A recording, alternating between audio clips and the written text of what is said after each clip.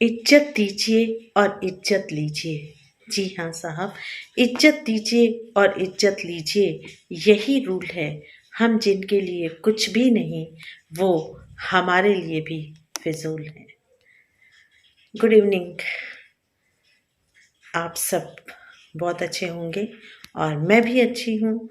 सर्दियों का मौसम आ गया है और सर्दियाँ मुझे बहुत अच्छी लगती हैं, ये मैंने आपसे पहले भी बताया था। तो आज का जो टॉपिक है वीडियो का, वो मैंने सेल्फ रिस्पेक्ट चूज़ किया है।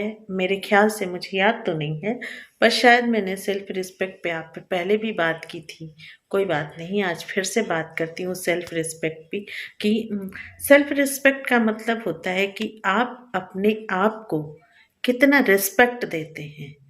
देखिए, जब आप अपने आप को रिस्पेक्ट देंगे तभी सामने वाला भी रिस्पेक्ट देगा। कुछ लोगों को आपने भी देखा होगा कि वो हमेशा ही रोते रहते हैं, अरे मैं ये कैसे करूं, अरे मैं वो वह कैसे करूं, मैंने ये किया इसलिए ये ऐसा हो गया, उन्होंने, उस रिलेटिव ने मुझे समझा नहीं, मुझे समझाया नहीं, या मुझे कोई गाइड करने वाला नहीं था, नहीं तो आज मैं ये होता, आज मैं ये होती, या मैं इस मुकाम पे होती, मुझे किसी ने बताया नहीं। तो जब कोई ऐसा रोने वाला व्यक्ति रहता है, यानी वो अपने आप को अंडर एस्टिमेट कर रहा है, और जब इंसान अपने आप को ही अंडर एस्टिमेट करता है तो उसे कोई भी रिस्पेक्ट नहीं देता है। ये फैक्ट है, आप मानिए या ना मानिए। इंग्लिश में एक शब्द है एक्सेप्ट करना और उसकी हिंदी है स्वीकार करना। तो लाइफ में बहुत सी ऐसी चीज़ें होती हैं जो हमें पसंद नहीं होती, लेकिन हमें उन्हें स्वीकार करना पड़ता है। कुछ इसी तरह से अगर आप चाहते हैं कि लोग आपको रिस्पेक्ट करें, तो सबसे पहले तो आपको लोगों को रिस्पेक्ट करना होगा, रिस्पेक्ट देना होगा, और लोगों के सामने अपने आप को इस तरह से रिप्रेजेंट करना होगा कि सामने वाला आपको रिस्पेक्ट देने पे मजबूर हो जाए। अब आप कहेंगे कि क्या मैं लोगों के लिए अपना बिहेवियर चेंज कर दूं, या मैं लोगों के लिए अपनी लाइफ को इस तरह से घुट-घुट के जीऊं? नहीं, मेरा कहने का मतलब ये नहीं है। मेरा कहने का मतलब ये है कि अगर आपकी लाइफ में कोई परेशानी है तो उसे आप ही हल कर सकते हैं। आज फिर मैं 2 लाइनें बोलती हूँ कि ना हम सफ़र से निकलेगा, ना हम नसी से निकलेगा, हमारे पाँव का काँटा हम ही से निकलेगा। आपकी लाइफ में कोई भी प्रॉब्लम है, कोई भी परेशानी है, तो उसका हल आपको ही निकालना पड़ेगा। आप अगर किसी से इसका ज़िक्र करते हो, वो सुन लेगा, आपको 4 एडवाइस दे देगा, क्योंकि एडवाइस के पैसे नहीं लगते। लेकिन अगर आप उसको कहेंगे कि मेरे साथ तुम साथ दो, तो साथ देने वाले कंधे और साथ चलने वाले पाँव लाइफ में बहुत कम होते हैं। मुझे लगता है मैं कोई अतिशयोक्ति नहीं कह रही हूँ आपसे, और आप अगर अपनी लाइफ का ऑब्जर्वेशन करेंगे पिछले बीते हुए दिनों का, तो आपको भी मेरी बात सही ही लगेगी। जहाँ तक मैंने आपसे अभी एक्सेप्ट करने की बात कही, तो जब तक आप खुद को स्वीकार नहीं करते, जब तक आप अपनी कमियों को स्वीकार नहीं करते, तब तक आप अपनी कमियों को दूर नहीं करते, और जब आप अपनी कमियों को खुद दूर नहीं करते, तो आप उस पॉइंट पे खुद को वीक फील करते हैं। और जब आप अपने आप को वीक फील करते हैं, तो दूसरों के सामने आपका व्यवहार थोड़ा सा कॉन्फिडेंस से भरा हुआ नहीं रहता, और कॉन्फिडेंस ही वो की है, वो कुंजी है, वो चाबी है जो किसी भी हारे हुए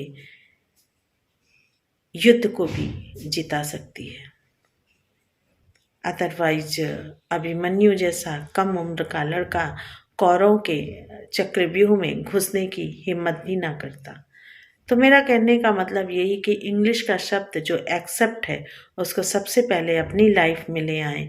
जब तक आप अपनी कमियों को एक्सेप्ट नहीं करेंगे, आप खुद को अपने को एक्सेप्ट नहीं करेंगे, स्वीकार नहीं करेंगे, तब तक आप अपनी कमियों को दूर नहीं कर सकते। कहने का मतलब ये है कि जब तक आपको ये पता ही नहीं होगा कि आप में कमियां क्या हैं, तो आप उसे दूर नहीं करेंगे, आप उस पर एक पर्दा ही डालते रहेंगे। और जब तक आप अपनी कमियों पे पर्दा डालेंगे, तब तक आप उस कमी को दूर नहीं कर सकते। और जब कमी को दूर नहीं कर सकते तो दो चीज़ें होती हैं। पावर, यानी अगर आपके सामने कोई पावरफुल व्यक्ति है तो वो आपसे खुल के तो कह सकता है कि कम से कम तुम में ये कमी है। और एक जो आप जिससे पावरफुल हैं, जिससे ज़्यादा पावरफुल हैं, वो आपके सामने आपकी कमियों को ना बोल करके चाटुकारिता करेगा और आपकी कमी को भी कहेगा नहीं नहीं ये आपकी क्वालिटी है। तो सबसे बड़ा ऑब्जर्वेशन खुद का होता है। जब शीशे में आप अपना अक्स देखते हैं तो वहाँ पे दूसरों की ओपिनियन नहीं चाहिए होती है। आपकी आंखें होती हैं, आपकी पर्सनालिटी होती है, आपका इमेज होता है और आपका एक स्वरूप होता है जिसे आपसे बेहतर कोई नहीं जान सकता। एक शब्द होता है इंटर ऑब्जर्वेशन, उसमें किसी के ओपिनियन की ज़रूरत नहीं होती। आप खुद से खुद का ऑब्जर्वेशन कीजिए, आत्म अवलोकन कीजिए। आप क्या हैं, आप कैसे हैं, आप किस तरह के हैं, आप किस मुकाम पे हैं, आप में क्या क्वालिटी है, आप में क्या कमी है, तभी आप उसे दूर कर सकते हैं। अदरवाइज आप लाइफ लॉन्ग उस परेशानी के साथ एक कैंसर की भांति जीते हैं और बहुत जगहों पे आपकी वो कमी आपकी हार की वजह बनती है। तो सेल्फ रिस्पेक्ट लाइफ में बहुत ज़रूरी है। सेल्फ रिस्पेक्ट को ना तो खुद आहत करें और ना किसी को इतनी अथॉरिटी दें कि वो आपके सेल्फ रिस्पेक्ट को डैमेज करे, उस पर चोट करे, उस पर वार करे और आपको कहीं भी कमतर करके समझे या आपको ये फील कराए कि आप कहीं से भी कमज़ोर हैं या आप कहीं से भी इस तरह के हैं कि आप में कोई कमी है। कमी अगर आप खुद नहीं देख पाते हैं अपने अंदर की, तो ये सबसे बड़ी कमी है। क्योंकि किसी भी स्ट्रॉन्ग पॉइंट को स्ट्रॉन्ग करने की ज़रूरत नहीं होती, वो ऑलरेडी स्ट्रॉन्ग है। और ज़रूरत होती है वीक पॉइंट को दूर करके उसे स्ट्रॉन्ग करने की। बचपन की बातें याद कीजिए, जब हम पढ़ते थे तो जिस सब्जेक्ट में हम कमज़ोर होते थे हम उस सब्जेक्ट में भागते थे। हम कोशिश करते थे कि उसे हम पढ़ें ही ना।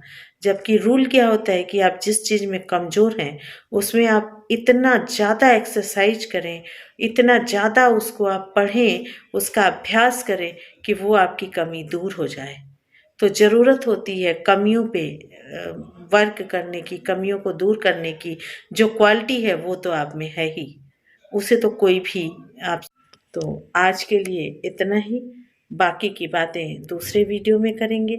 चलते चलते आपसे एक हम्बल रिक्वेस्ट, इस चैनल को सब्सक्राइब करें, लाइक करें, शेयर करें और कमेंट भी करें।